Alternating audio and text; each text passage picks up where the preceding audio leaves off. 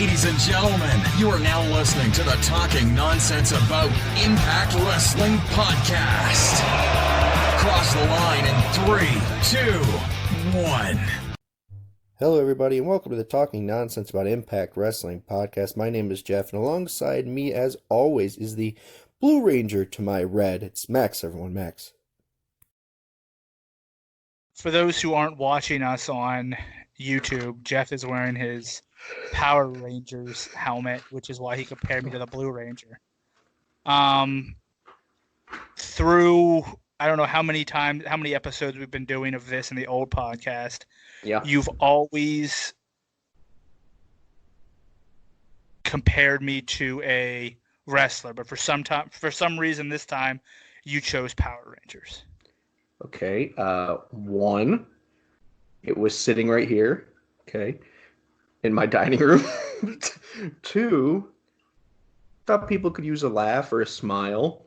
And three, I ran out of, I don't know. I didn't know what to call you this week, honestly. So you ran out of wrestlers?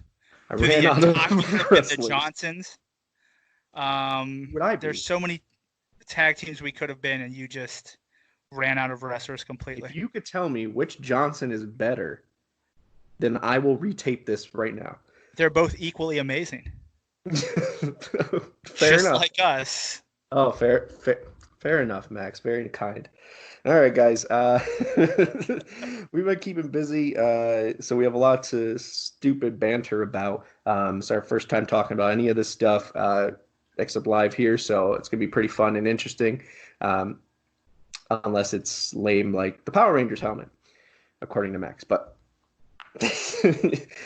so yeah, we've been keeping busy. Got a few shows coming out. I'm going to plug those now because we have a lot to talk about. Been keeping busy doing TNA Jams. If you guys tuned into that, and it seems you did, I appreciate that. It was a good time. Christian and I will be doing another one next month. Don't know when yet, but doing that. And that was fun, telling stories in a different format. It was pretty cool. And then we are finishing Impact Unknown literally after this show. Which will air tomorrow, which, unless you're watching this a different day, it'll air on Monday, 4/20. So that'll be a different kind of show. Max hasn't even seen it yet, so we'll see what happens. I've not watched anything, so hopefully it's good. Normally here I ask the most important question, what you watching, but Max is prepping for the... I am prepping for the NFL draft. I am not actually drafting. Oh, I have okay. that awesome of a job, but I love the NFL draft. Next to the Super Bowl, it's basically my Super Bowl. So I'm excited. So I'll be watching that. I'll probably take off Thursday and Friday so that I can so you can watch all start the day. Partying hard early. Respect. I respect that. I'm going to take all those days off too, I have decided. This is my gig, unfortunately. Oh, man. Okay, we could banter all day. Let's get right into headlines.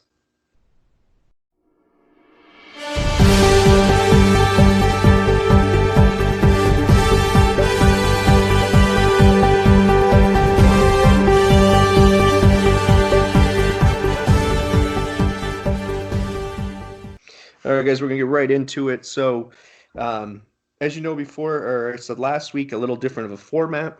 We have 5 questions here that we're going to go over, answer. They were all produced by our producer, Craig, so we're not too familiar with them. We're just going to kind of go off the cuff. And then right now, a new addition right above us is a ticker that goes across, so it'll actually say, if you're watching this on YouTube, it'll tell you what question we're talking about and kind of give you other cool little facts and some fun stuff. So, all right.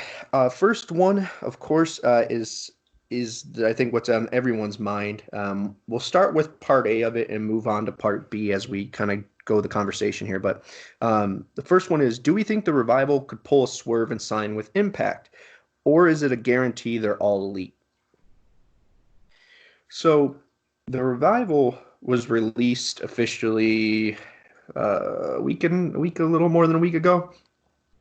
And I think it's a foregone conclusion with all the banter back and forth when they were in WWE with the Young Bucks and such, and the FTR stuff, that they would go there. Yeah, I don't know if anything's a foregone conclusion anymore, just because of the landscape.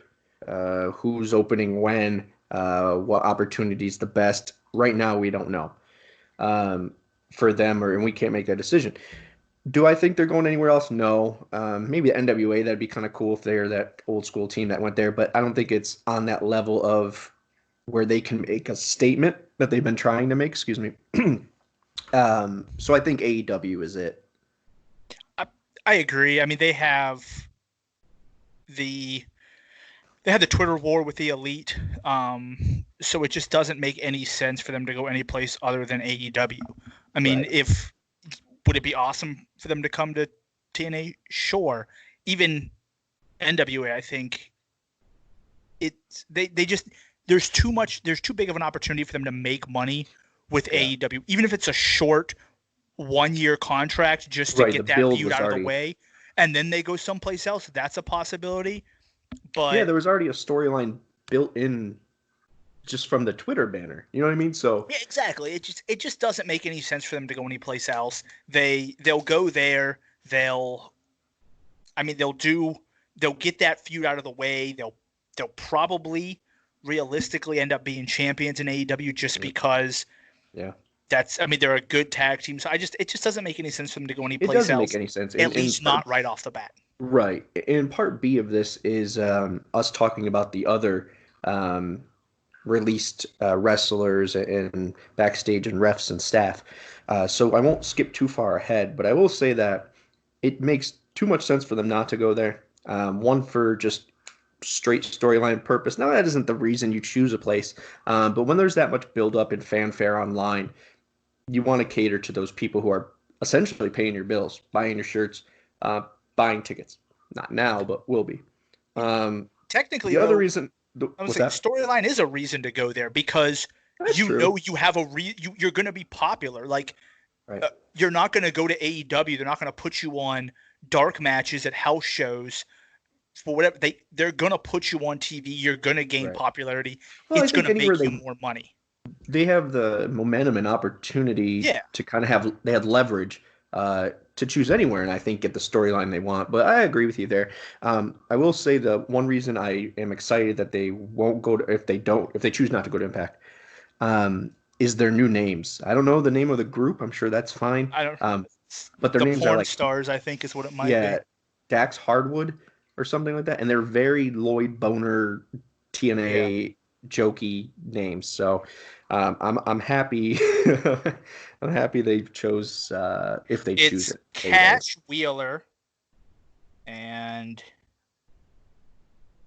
Dax Hardwood. Yeah, porn stars Yeah, these guys are and Sexton 70s. Hardcastle. But hey, I mean, good for them. I mean, I really like them as a tag team. Yeah, either way, they're going to be good. They're going to be fine. But just that little note of I want to get in there that I won't be that mad if they go elsewhere. But we're going to actually put up pop up now of all the names of the released talent and staff and refs. Just because I think anytime we could get their name out there, you could go to Pro Wrestling Tees, buy their shirt, and we're not being insensitive to the situation. Now, had some back and forth with people about poaching and not giving it time to breathe. But for me, one, they're getting paid 90 days. So this is an open conversation that I don't feel bad about having. They get paid for 9 days, which it still sucks to lose a job. But when you talk about them finding a new, well, we will never say this person doesn't deserve another gig. You're not going to hear that come from us. But when we talk about them and put ideas in fans' minds or our own minds, it allows that wrestler to continue to live on and they can decide where to go and it makes them more popular. So I don't know why talking about getting a job is a bad thing, but I just need to get that out of the way before we get accused of anything. But with the latest releases, including backstage refs and staff, can Impact bring in some new faces that will quickly contribute? I mean, I think they can bring in some new old faces. Okay, If that makes sense. I think sense. some of these. So first off, I think some of these guys will probably be back in the WWE. A lot of the ones who were released outside of, Rockstar Spud, really weren't doing much on TV. Like Right. Anderson and Gallows were both killed by the Undertaker. So it was kind of a situation where you don't have house shows, you don't have dark matches pre thing. So Right. these weren't guys who were in the midst of big storylines. Once again, still crappy they got released, Yeah, but for sure. I do think some of them will be back once things get back to normal. I think Gallows and Anderson will probably be back with You think so? WWE. Oh, yeah, I think so. Because those guys, they liked what they were doing. They Yeah. didn't. They don't have a problem doing the comedy stuff. They'll Yep. do the serious stuff. They'll Great do locker whatever. So room I guys. think you could see them come back. But I definitely think, obviously, Rockstar Spud and EC3 should be back in TNA. I think both those guys would be awesome additions. I would really like to see Leo Rush. I like him. I liked him in ROH when I watched him. I Yeah. think he's someone that can go. I think he'd be a real good breath of fresh air for the X division. And I also think Mike and Maria would be good to have back in TNA as well. It would be cool. Those are the all the people that names really you stick out to mentioned. me. Yeah, all the names you mentioned. I agree with the club, Luke Gallows or Doc Gallows, whatever he's going to call himself, and Anderson. I think they'll go to New Japan for a little bit. See, I don't know if they will, because they've mentioned that they don't want to go back there. Really? I mean, everything that I had read is they were happy in the WWE. They're happy with what they're doing. I think because let's be realistic. Right now, even if you sign with a wrestling promotion, if things are the way they are, you're not going anywhere. Right. So Right. it's not really going to be until things open back up that you'll see a lot of these people signed. So I think once it opens back up and once things get back to normal, I wouldn't be surprised if WWE hires a lot of the people back, their performance center staff. Yeah, because some of them are furloughed. Yeah, and we don't Yeah. obviously work there, so we don't know the conversations that were had or the deals that were had or made with the releases unless they come out and say something. Correct. So we don't really know. I do think Anderson Gallows, it would be awesome if they come. I just can't see that happening in regards to Impact. EC3 and Spud would be a big. Okay, as a day one Impact fan for me, or TNA fan, whatever you want to call us, we've had this thing where people, or the feeling where we take all these ex-WWE guys, they come in, they raid us, they win the championship, they make their money, they get the rub back, and then they go to somewhere bigger or what they perceive as bigger, and then shit on us. To have the new regime come in, and that's when EC3 left. And there was no burnt bridges. He just wanted a new opportunity. Wasn't ready, didn't want to deal with another change. And I think he had a lot to prove to himself, or worries to get out, to say, hey, I did it. I tried, whatever. And I'm sure it didn't work out the way he wanted to. But for Impact to regain, and we talk about needle pushing and moving a lot. I think you're going to differ on this, but I think EC3 and Spud coming would be a needle pusher. And the reason is when they left, the company we didn't know what was going to come out of it. We wanted Scott D'Amore and Don Callis to do a great job, but we didn't know. And I'm trying to form my words so I don't say anything incorrect. But now to see what job they've done, it would be a true testament to two guys who left during turmoil or change and putting up with Dixie, then Smashing Pumpkins, and then Jeff Jarrett, and then this. It would be cool to see two guys actually make a decision to come back to a company that they made their name in. We haven't seen that. Now, you could get Eric Young, who I think will definitely be back in some role, but is he that level of we created him? Maybe to some. I think he's a great hand. I think he's a great performer. But he's also on the older side. So I think them and Kurt Angle. Kurt Angle coming back, and I think it hasn't been done in a long time or done right, I think we're ready for an authority figure again. I don't think we've seen it on television for so long. So to have Kurt Angle come in and maybe do something like that, or because he can't wrestle. I think we agree on that. I agree. But I think EC3 and Rockstar Spud would be a big a big get if they choose us over AEW, over NWA, where he already knows Corgan, over MLW, all these other ones, New Japan. But there's also that thing that scares me. And once again, I don't want no one here to be jobless. I don't want anyone to be jobless here. But are there some names that scare you on there? Devil's Advocate, that you think would be old school Dixie, TNA. Oh, we got to get this person. That ruins it for you. I mean, not really. I mean, unfortunately, a lot of people who were released had, at least in my opinion, had bad gimmicks in WWE. Like they really weren't doing anything with them. I mean, No Way Jose. I mean, he's obviously not going to keep that gimmick.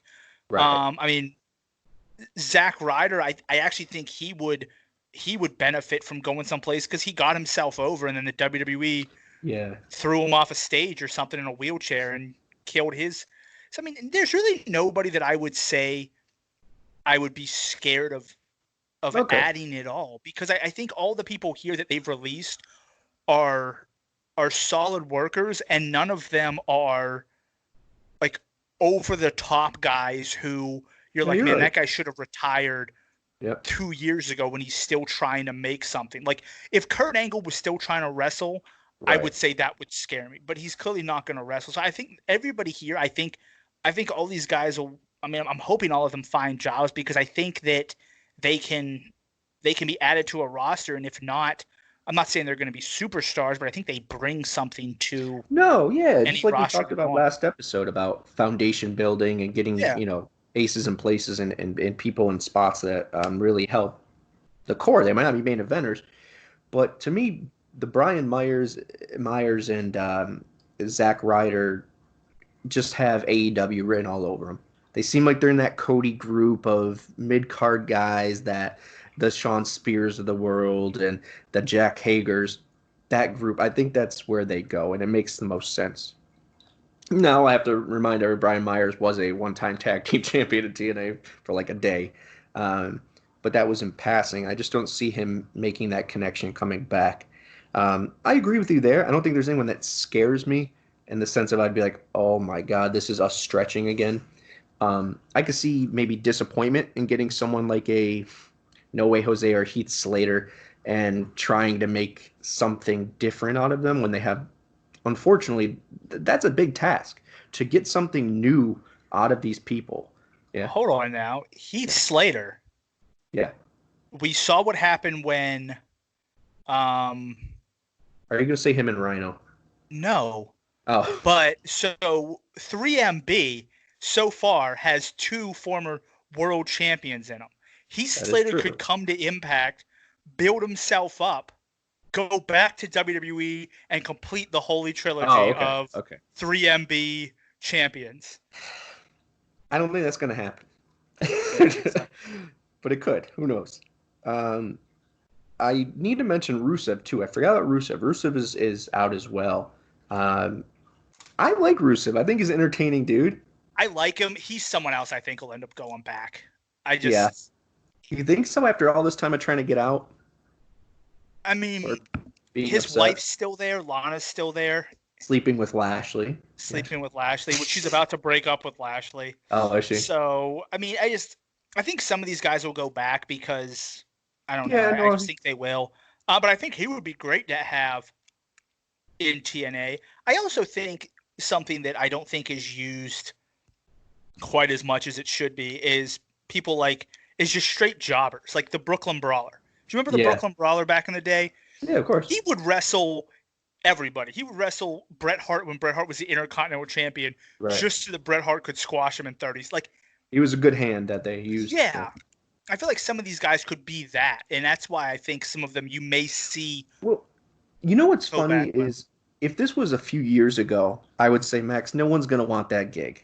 No one wants to be the guy who goes out and jobs or not. I won't say a few years ago. I'll say in the highlight of wrestling, that the big stage, especially in the WCW era, or Monday Night Wars. Now I think the perception has changed to where we view this now as a TV show more than a athletic, event. So I think getting a role, because we all are in on it, we all know that it's a show. If you put a Heath Slater in a gimmick where he knows he's Heath Slater and he goes out there and that's his gimmick and he loses, or whatever you give him, you put him together as a package, complete package, but he always loses. I think someone would sign up for that because at the end of the day, it's a job. You're on television, you're having fun, you're selling shit. And a lot of it is making your opponents look good. Right. Like, it's one of the things that people talk about Dolph Ziggler. It's an honor. Yeah, he makes Dolph Ziggler, and one of the knocks on him that I've heard from people is he makes everybody he goes against look so good that he doesn't stand out. Right. Yep. So I think being that enhancement talent to where it's similar, if you ever watch, if you have the WWE Network, watch the Monday Night Wars where they talk about Goldberg, where they put him against Hugh Morris. And Goldberg talks about Hugh making him look good. Regal, and you all those need people. Someone like that. You need someone who can go out there can lose over and over again. But when you're building talent, they make that talent look good. And I think that's a job that some of these guys could have. And I think it's a hard job because it is. You have to be a good wrestler to do that. But I also think a job like that could set you up for something after. In fairness, besides his win this week in that awesome match against Mike Jackson, the 70-year-old wrestler, Johnny Swinger is kind of that surprisingly cool gimmick, veteran guy here for a laugh, takes very little camera time to get over, and then goes out there and loses. So I think that role is there. It's worked in the present. So I think you're right. I think we'll see maybe someone do that, and I hope someone does because, hey, it's a gig and it's recurring. Sometimes we end up rooting for those people more than anyone else. So let's keep going because we could talk about this all day, and I know some of these are on the quick 7. So number 2, let's go. Speaking of tag teams and the Revival and the Club and so on. Epico and Primo too. What do you think about the way the tag team division is being booked in Impact right now, and OVE getting for example, OVE getting squashed by Legends and such? Now, I know we touched on the squashing of Legends and things, or Legends squashing the young talent, but I don't think it's that big of a problem. I don't know if you have something for this, but I definitely do. I'll let you start then. Okay, so with me, I think this is kind of a non-topic. I think you take one part and you say, what do I think of how they're doing the tag team division?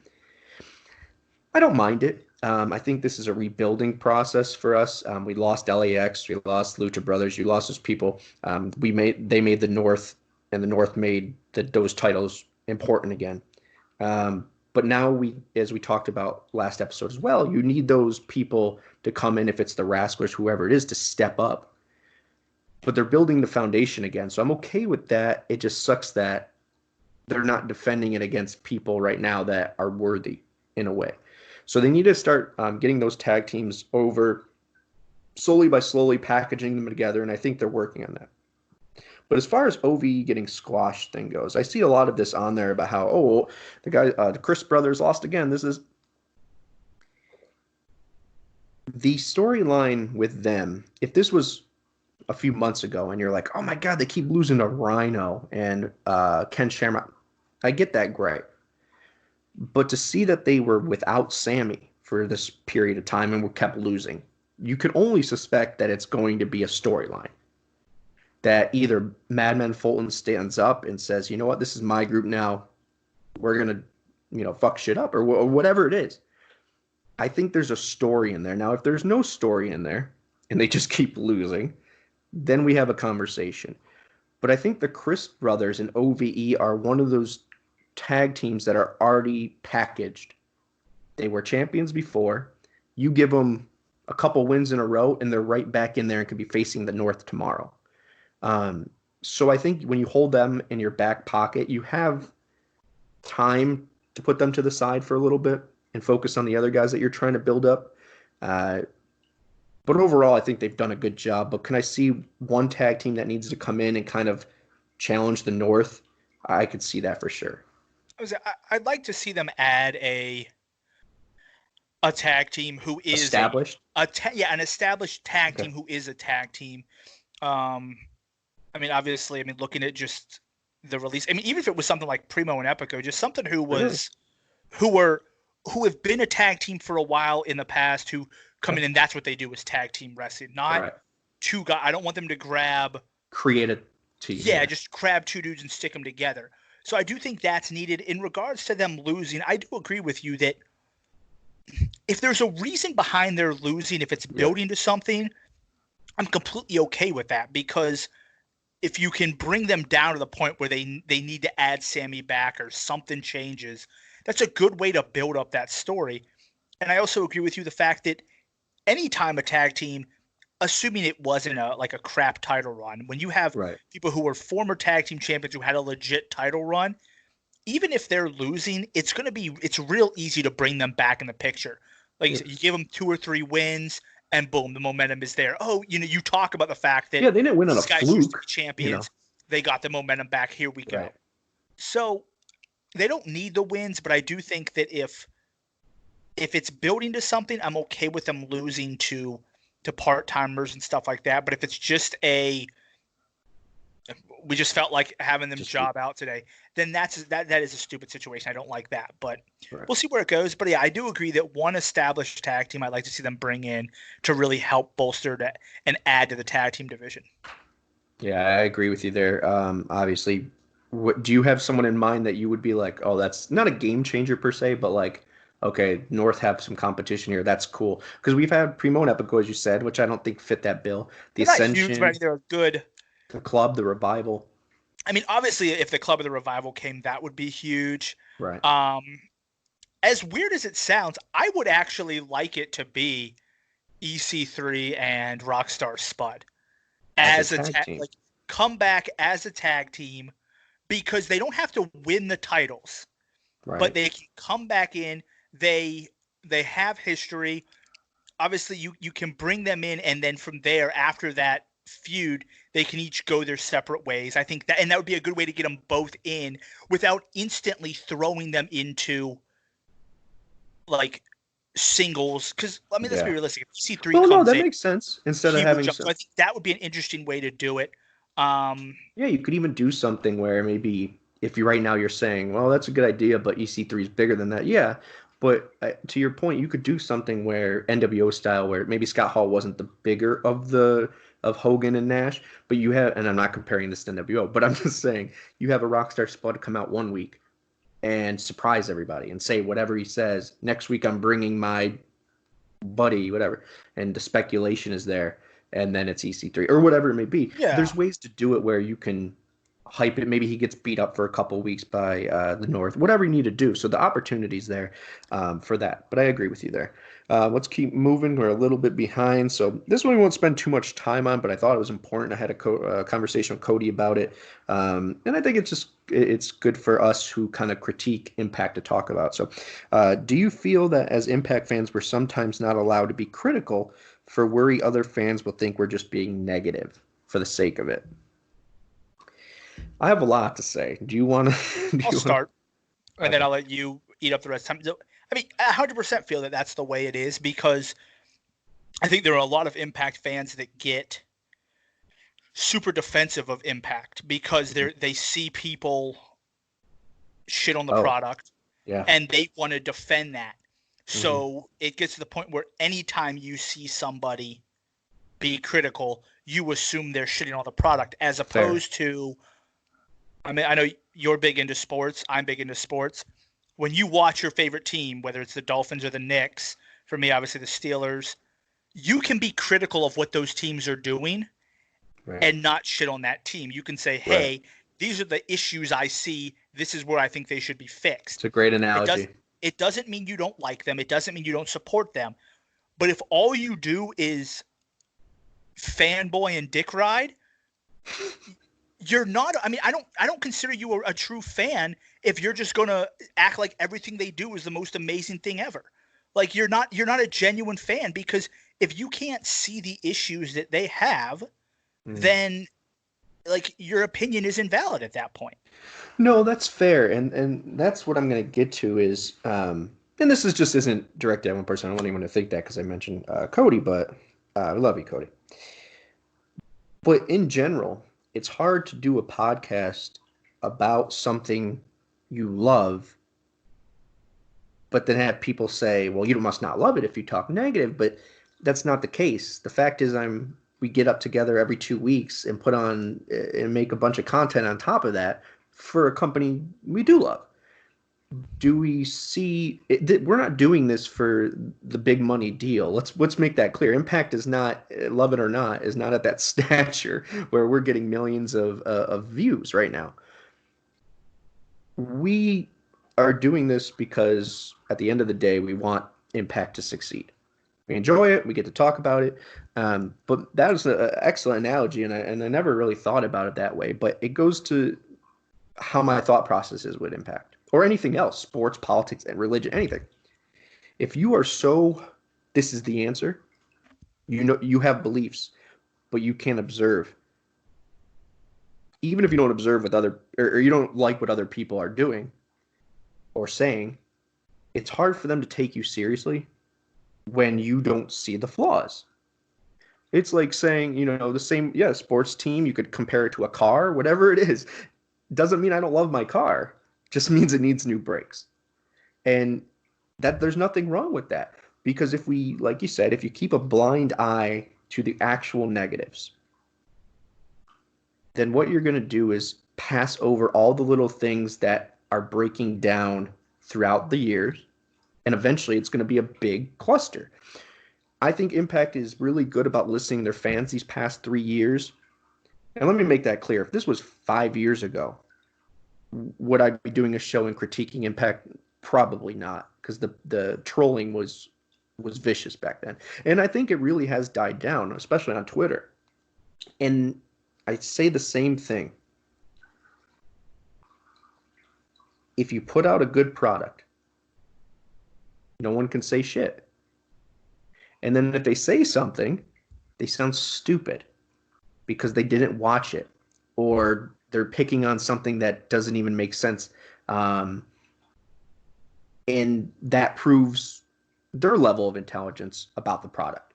So I don't think it's something where we need to go out and pick it and torch the internet over. I just think we should all be allowed to have our opinion, say them calmly and respectfully, and have a conversation about it, and hope Impact management, who is good at listening to the fans, especially this regime, to listen. I think that's it. Unbiased and honest. And, I don't like, and I won't get into any politics or anything like that, but I don't want to be the Fox News or MSNBC of Impact Wrestling. I don't want to be this is the right answer, because I want everyone to understand that we're genuine. So when we say something is good, we really believe it's good. If it's great, we really believe it's great. If it's bad, we believe it's bad. And I think it's important for people who actually have a voice, or are allowed to have a voice, or can have a voice, to do a show, to speak the truth and not fabricate their answers, I guess. I don't know. Yeah, I mean, we've talked about it before. We have different opinions. We've criticized different things. We've talked about what we like. We've talked about what we don't like. But I mean, that doesn't make you any less of a fan. Yeah.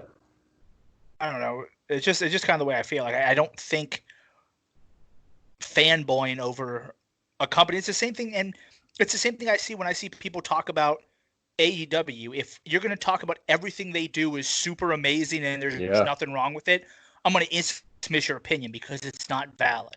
If you're going to sit there and tell me that everything that WWE does is crap and there's not a single thing good, I'm going to dismiss your opinion because it's invalid. So you have to be able to look at something and give an honest opinion of it and admit there's positives and there's negatives. Mm. The positives grossly outweigh the negatives at this point, but there are still negatives.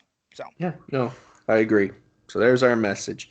You can have civil conversation and talk about stuff, good or bad. That's just how the internet should work. But in time. All right. So going on to kind of, I think he's doing this in a transitional way because we're talking about the negative perception sometimes. Number 4 is, who will be world champion after Tessa? That's A. But will PWI recognize the Impact World title after she loses it? It's a really interesting question. Um, I think as far as who will be champion afterwards, I honestly don't think that person is in the company right now. And I don't see the people that are prepared or in that main event picture in our eyes. Maybe if Rich Swann had not got injured and kept building up, maybe Ace Austin loses the X title and kind of goes for it. Moose, maybe. But I think if Brian Cage comes back and goes right after Tessa and goes full on heel, that's someone who could take it.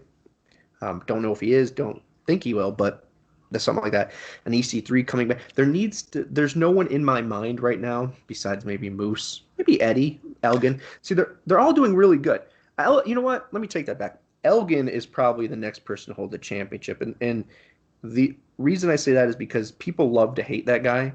And whoever beats her needs to be a heel. Like a real heel. People still like Moose. He's still, hey, Moose. But Elgin. Rob Van Dam just destroying her. 5 Kicks seconds. her in the face, knocks out 3 teeth, bam. Doesn't hold the leg when he pins her. I mean, it's possible, but as far as the other question to answer that, the other part of the question, PWI recognize the fact that they don't recognize the Impact World Championship, just like I talked about in the last Hot Topic, means they're an idiot. They're idiots. And so who that's do they not recognize? They recognize Universal, WWE, AEW, and New Japan. That's it. So, for me, who, even though I don't watch the NWA that much, I'm not against it, don't have any hard feelings on it. The fact that you can't recognize the NWA championship that's been defended all across the world and has 100 years of history, let alone the Impact Championship, which has, almost 20 years?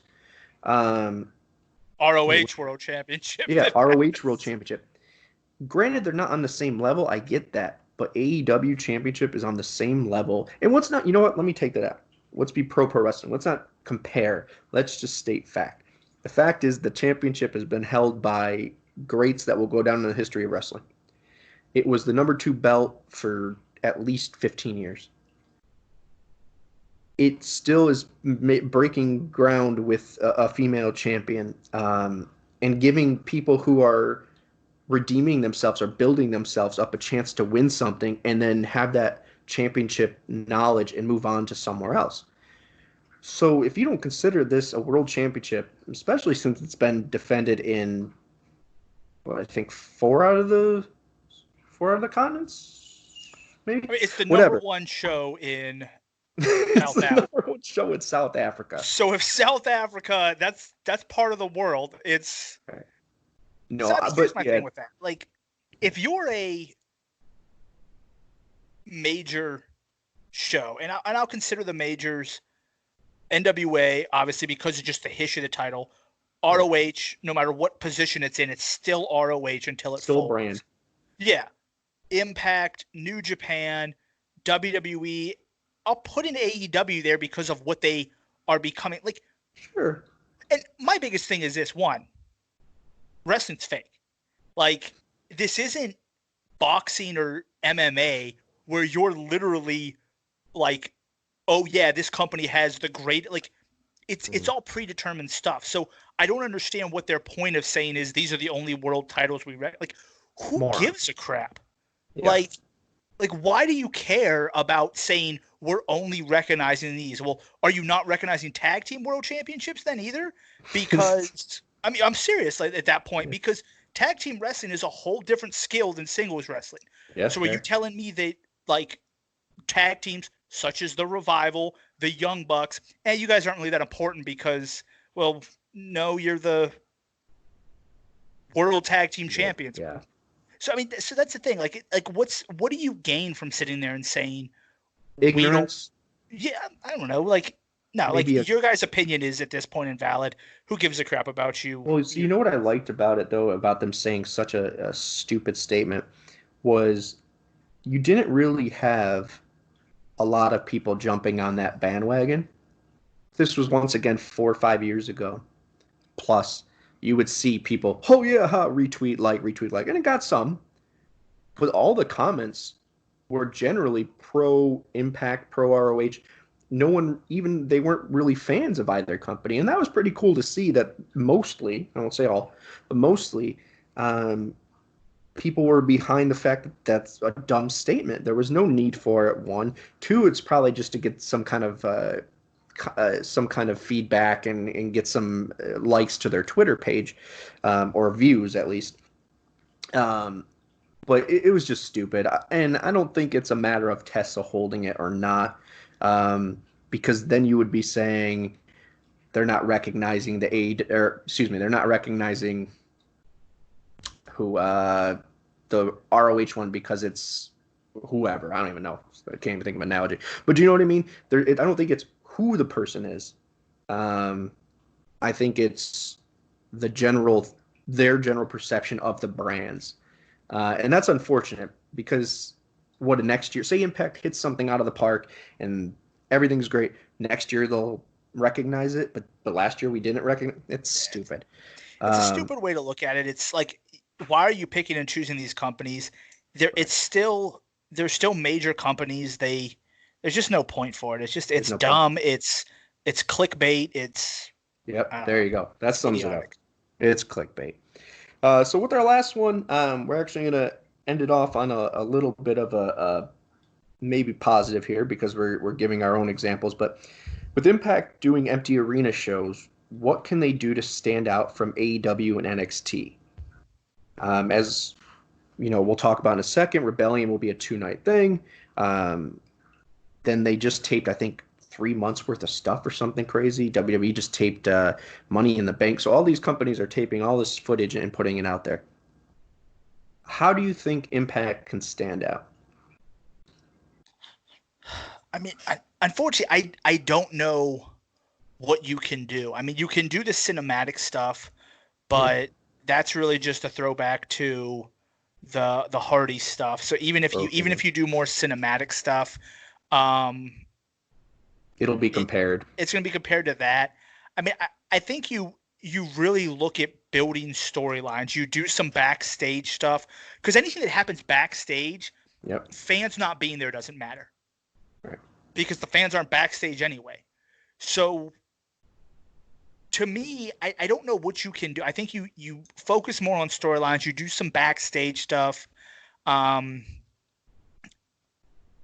I don't think you really work about separating yourself because it's a weird time. I just think you try your hardest to make sure the product you're putting out is the best product possible. That's fair. And just go from there. Yeah, I think it's going to be hard under the circumstances because you can easily say, well, it's WWE. They should be knocking it out of the park. Yeah. Yeah, anyone should or could. But to deal with something like this has been unprecedented. I'm sure it changed every storyline that every company has had or will have because they have to play with different people. Canadians aren't even allowed to the States, so if they weren't already here. So you're already losing some people there.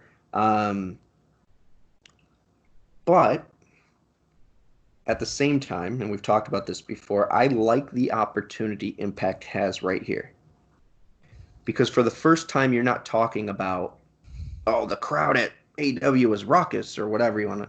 WWE crowd was great. Look how big. It doesn't matter. They're on an even playing field.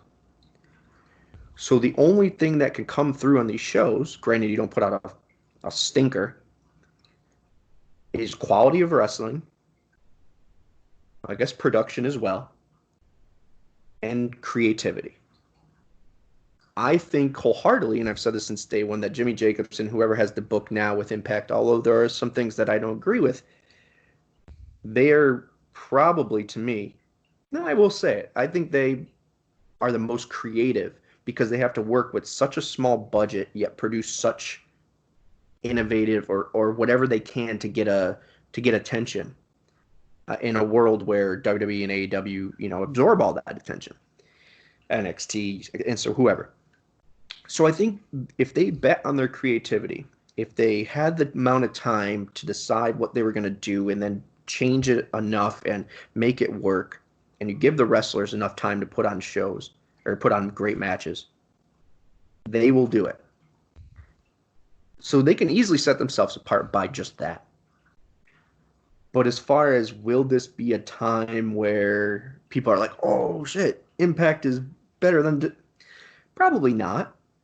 But will we know it? Yeah, we'll have a better understanding of who's better from content-wise without fans interaction or fans being there. And I don't know. I think it's an unprecedented time that, yes, we said when they come back they should do a live episode, blah, blah, blah, blah. But it looks like they're taping all the way through. They still have an opportunity to put out some quality stuff to have an even playing field for the first time in a long time as far as crowd interaction and size go and venue. But unless someone pops up that you didn't expect, that they've been hiding in, because this is a true secret. No one's giving out spoilers now, which is really good for them as well. But if someone pops up that's insanely random, that you're like, oh shit, people will tune in for that the following week. So unless they pull something like that, I don't see them getting a giant push. But can they put on a show that they want to present as their best? Yeah, sure. Yeah, but even that, I mean, so much about debuting people is the pop and the excitement of the crowd. It's the same thing. What about Matt Hardy though? I mean, I think that was stupid. Oh, so did I. Yeah, I understand why you do it because but imagine had there been people there and he shows up. Like that would have been it's like, think of, like, to me, one of the biggest debuts that I can remember that I was super excited about was Jericho in WWE back with the clock, when they had the whole clock counting down. The original. Can you imagine had that clock hit 0 and he came out and the whole crowd, then there'd been nobody there?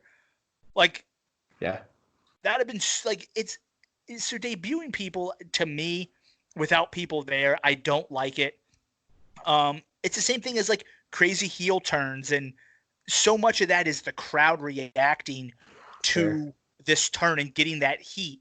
It's just not the same. And I think that, to me, at least when I watch these shows, that's the biggest thing to me, is the people who were so good at playing the crowd, and you're like, man, that's like, this person can play the crowd.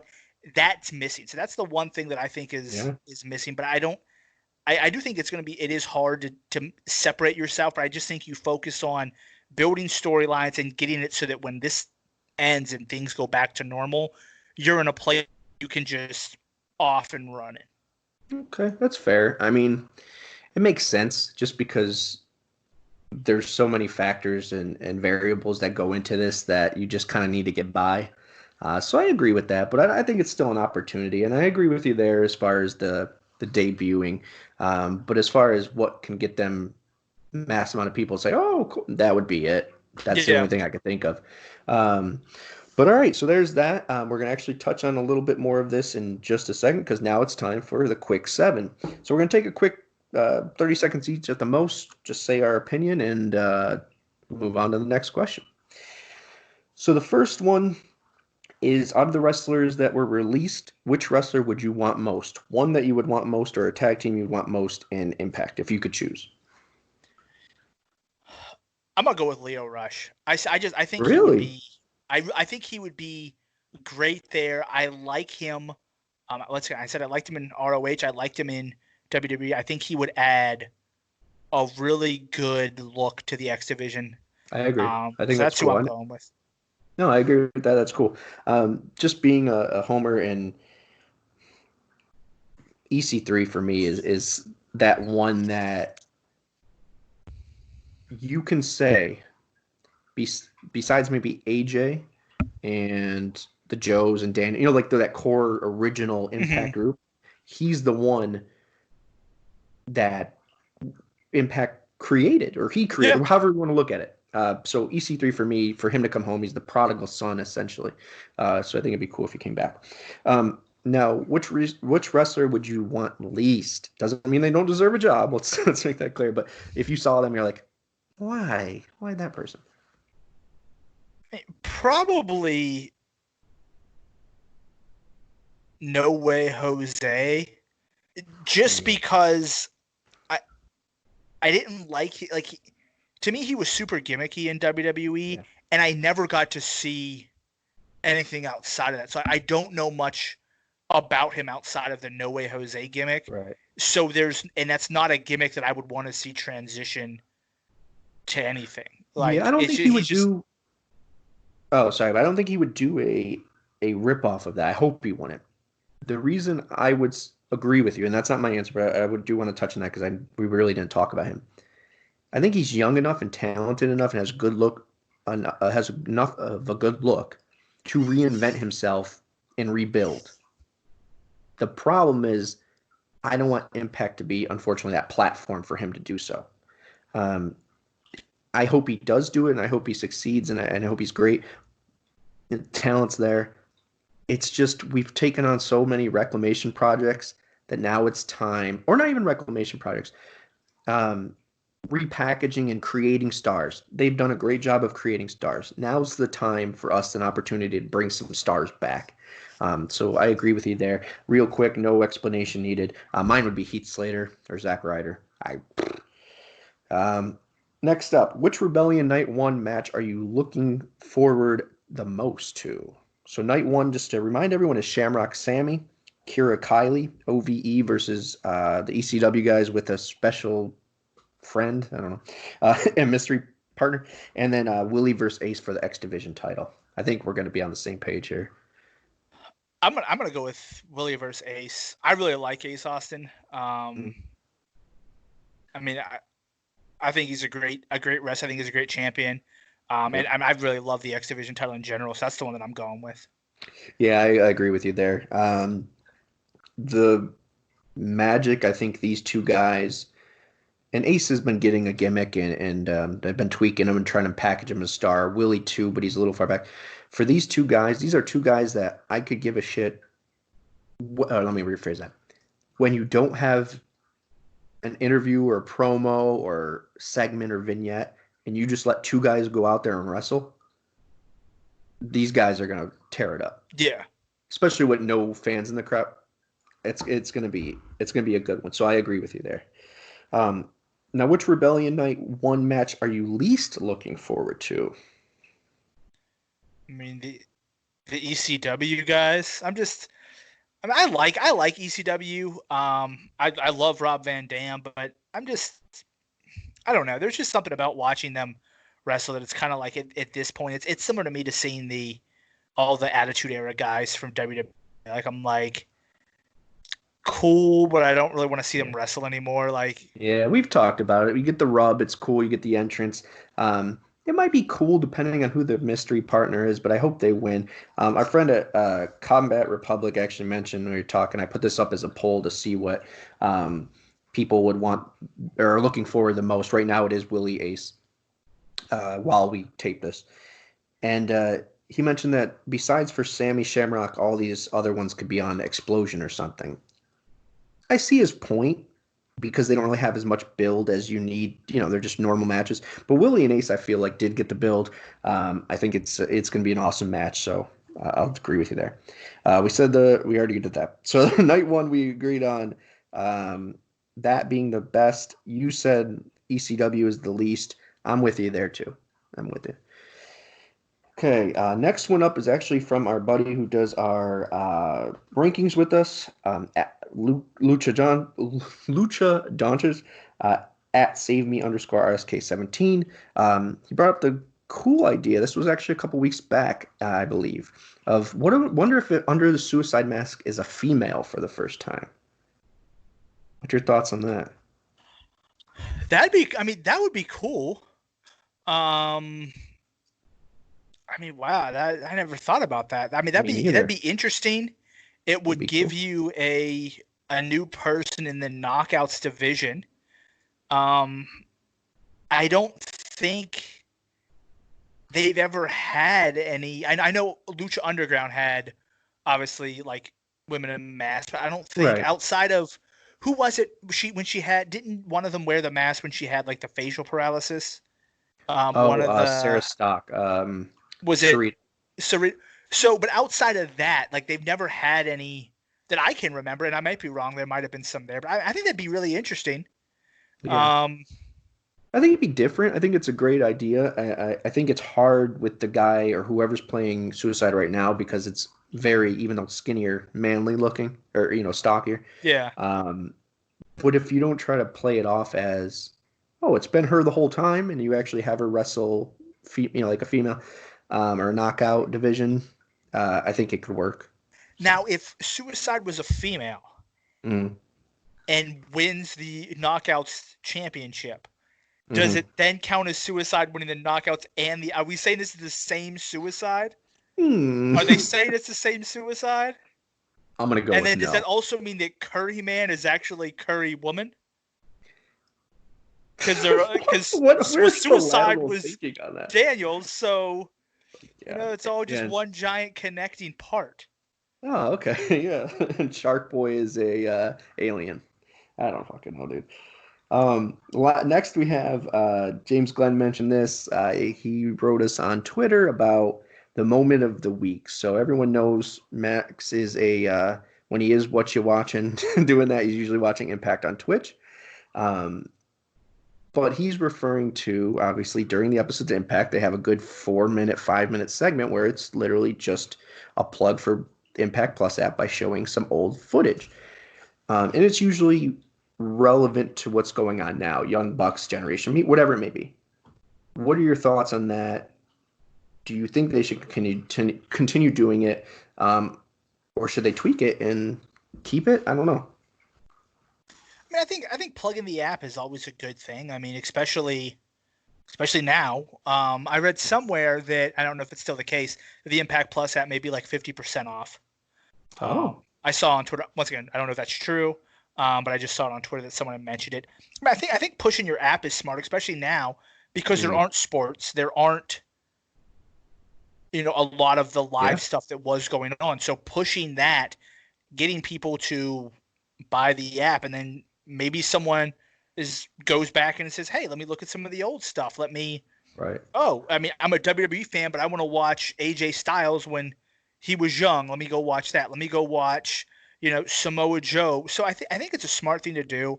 Obviously, the app I don't think costs a lot of money for them to upkeep. So as many people as you can get interested in it, I mean, I'd say go for it. Yeah, I think what it is it's a mix of us avid fans or the fans that continue to watch on a regular basis are frustrated seeing it because the quality of it, obviously the video quality is going to be worse than what you're watching. It breaks up the momentum of the show. I get those gripes. I do on the side of from just a pure fan watching it.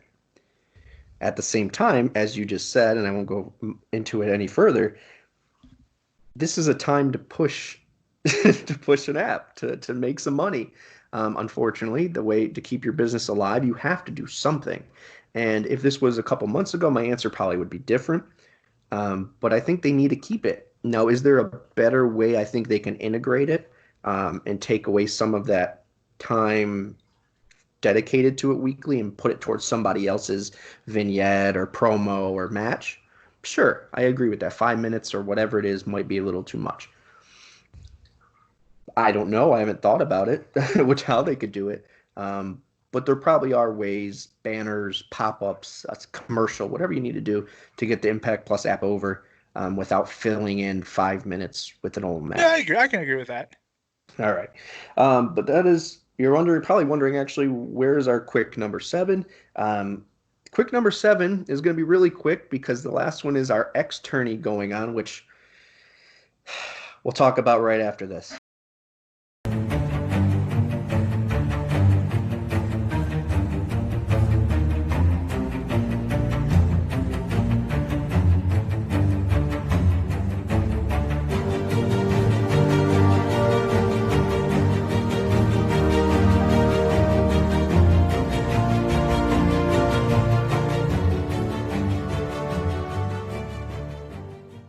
We've had fun chatting away. We just talked about the Impact Plus app. You just heard what we're about to talk about. It's pretty fitting that this is the next thing we're going to talk about. It's the X tourney. Max, are you alive? There. I'm here. I was just looking at my. What are you watching? I'm you watching? watching League of Legends. Oh. TV behind me. All right. Oh, So, okay. so the X tourney, we're just going to reveal what happened. We're going to reveal the next two matches. It was going to go into the semifinals before this episode, but the results of the, I guess, quarterfinals disheartened me so much that I just needed to talk about it on here. So we had Max said we need to put a vote to vote for the person you least want going ahead. Unfortunately for us, people don't read anymore. And they voted 39% for Chris Sabin. 39% for Chris Sabin. So Chris Sabin is eliminated from Best X Division Champion. He made the top 5, but not the top 4. But that's the way the cookie crumbles, I guess you could say. I don't believe that people don't read. I believe that. Okay, someone wrote Hail Sabin underneath. And I mean, that person may not read, but I just believe that people like Petey Williams. It's the power of the Canadian Destroyer. Okay. People like Christopher Daniel. A lot. And people like Samoa Joe. Leader, 11%. So yeah, Samoa Joe got the second with 26%, followed by Petey Williams with 25, and then Daniels with 11. So really quickly. We both obviously know that Sabin shouldn't have been eliminated here. Can you at least admit that? I don't know, man. I like Petey Williams. Okay, well I'll skip his answer. If I'm ranking those 4 as my 4 favorite wrestlers, Chris Sabin is unfortunately in the bottom of that list. Fair enough. Okay. And sometimes you vote for Sabin? Upsets happen. You voted for Sabin?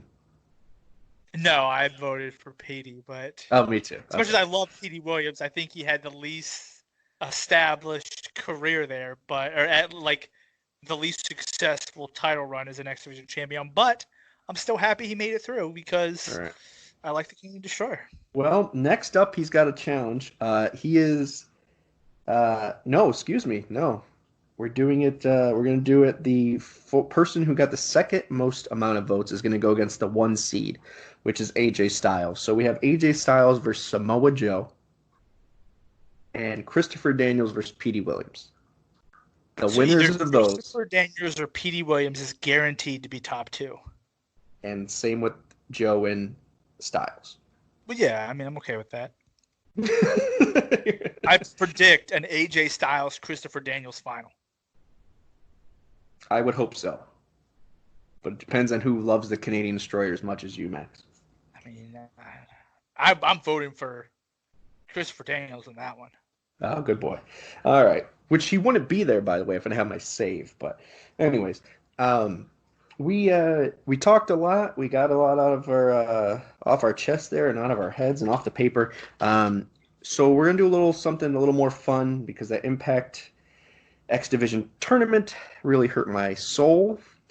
We're going to do a little thing called Across the Pond.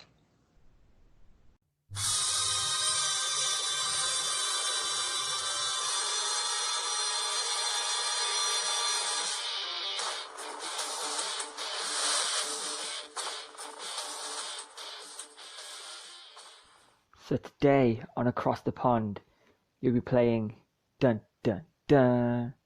Guess who? All right, so in preparation for the game show, a Hard 10 game show that comes out on the 26th of this month, I'm going to get some practice in, and we're going to play a little game, as Craig said, called, Guess Who? It's one of his games that we're going to do. So basically, it's just like headbands. If you guys have headbands, if you're listening to this in podcast form, you won't know. You can play along because you won't hear who our people are until the end. If you're playing on this YouTube, you could see it in just a second. Pop up on our heads of who each other is. There we go. All right. So Max has locked in someone that I will be guessing. I have 10 questions, yes or no questions. Within those 10 questions, I can also make guesses, but they count as a question. Okay. The first person to guess the wrestler chosen for them wins. Okay.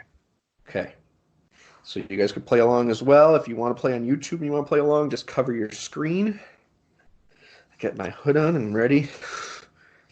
All right, who's asking the first question? I'll let you go first. I'll let you Alright. choose who goes first. I'll go first. Why not? Okay. Is it a former X Division champion? No. Okay. Has your person, or my person, that I'm guessing, let me get a pen ready for this. I gotta write down some shit. Have they been in Impact in the last 5 years? The last 5 years. Hold on. Okay. I think so. Let me look here.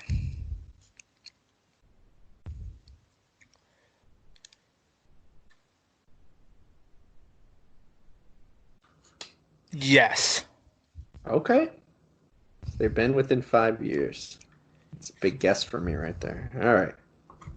Your second question, sir.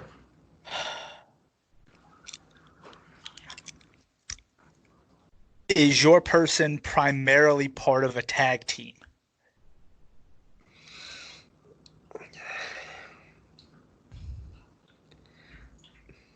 I'd say that's hard. I have to be yes or no. Well, like, or did they like? Are they like if yours was they're known Chris for being Harris? I would say yes. If They are it was known for James being in a- Storm, they are known for being in a tag team, or at least that tag team is known. Yes. okay. Yes. Okay. Last 5 years, has this person ever won the heavyweight title? No. Okay. Okay. Question 3. Tag. Did they ever win? Did your person ever win the heavyweight title? Yes. Okay. Question 3. I need a good one here. Okay, so your person never won the world title. They've been in the within the last 5 years, which would be 2015. So that's after Anthem. I think so. They've never won a world title. Have they won a Knockouts title? Yes. Okay. Okay. Question 4. Is your person a part of Beer Money? Yes. Damn. Okay, so this needs to be good.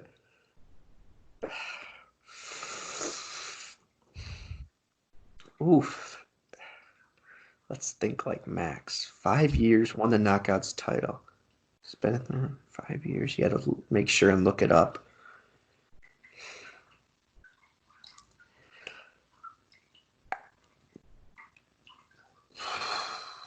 Has this person, were they famous before for wrestling for like WWE or something? No. No? Okay. Question 5 for you.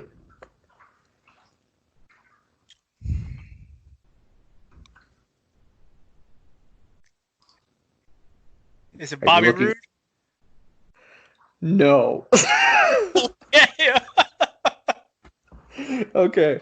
That was question 5. So if I get it here, I win. So I'll just take a guess, because if it's a tie, it's a tie. So they won the Knockouts title. They're not known for being in another company. Is it Velvet Sky? Velvet Sky. Victory. And yours is obviously Do you know who James mine is? Storm. Yeah, you're James Storm. Oh. By one question. Well, the thing is, when I saw, I was like, when I said James Storm, you were like, I was like, I'm thinking it maybe. I had to play it off. Well, but I was like, I'm thinking it may be one of them. I was like, but I don't know if it's James Storm. I was like, I know he liked Bobby Roode better. That's fair. That's fair. Do we have a round 2, or are we? How long did that take? I mean, I think that's good. I mean, we can always do it next week. I'm surprised you didn't start with question 1. Is it AJ Styles? I knew better. Hey, Velvet was easy. Velvet was the girl that would have been you. Yeah, she AJ would have been would've- the would've been female the guy. AJ Styles. Oh man! All right, yeah, we'll play that again. That's a good game, a little fun game you guys could play at home. We're gonna give you little stupid games to play and watch, and try to keep you interested during this craziness. So, thanks for tuning in, guys. I think we're pretty much donezo with this episode. Look out once again after this episode airs on Sunday. Monday 420 Impact Unknown, which is a mystery fun game or fun show there, 10 minutes long, nothing crazy. And then on the 26th will be the whole show, the Hard 10 game show with Craig and I. And our friend Johnny actually is going to be the contestant. Impact After Dark. What's that? Isn't that what it's called? Impact After Dark or Impact Slow Jams with light TNA jams. That's different. Oh, okay. Whatever. Oh man, that was fun. Anyways, okay, so yeah, Hard 10 game show the 26th. It was supposed to be Vasilios, our friend. He had a little family thing that was more important for sure. So he'll be the second contestant on there. But we'll have fun. We'll teach you how the game goes. It'll be the first episode. Will be the pilot. So it'll be a good time. We'll explain to you. We'll have some laughs and hear some more TNA Impact knowledge, I guess, and trivia. Max, you got anything you want to leave on? Nope, I'm good. See you guys next time, or talk to you guys next, whatever. I guess I'll see you next time, Jay. They'll hear us next time. Bye. Later, guys.